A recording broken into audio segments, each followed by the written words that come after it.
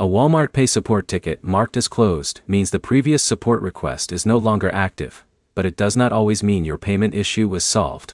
By the end, you'll know what a closed Walmart Pay ticket means, how to review the issue, and what steps to take if you still cannot use Walmart Pay. Start by checking your support ticket details inside your Walmart account. Review the messages, updates, and any notes attached to the closed request. This helps you understand whether Walmart provided a solution or simply closed the conversation. If the problem is still happening, gather the details before contacting support again. Include information about the payment issue, when it started, what device you were using, and any error messages you receive. Specific details help support identify the problem faster.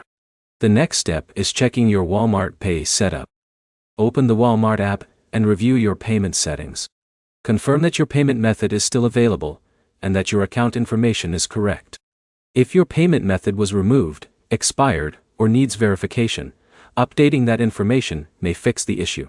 Make sure the payment details connected to Walmart Pay are current before trying another transaction.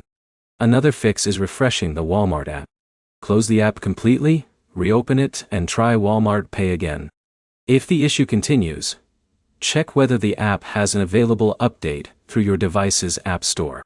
You can also restart your phone to clear temporary issues that may affect the app.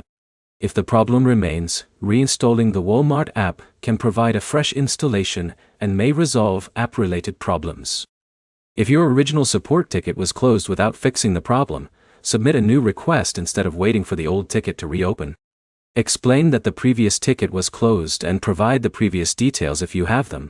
Avoid creating multiple support tickets for the same Walmart Pay issue at the same time.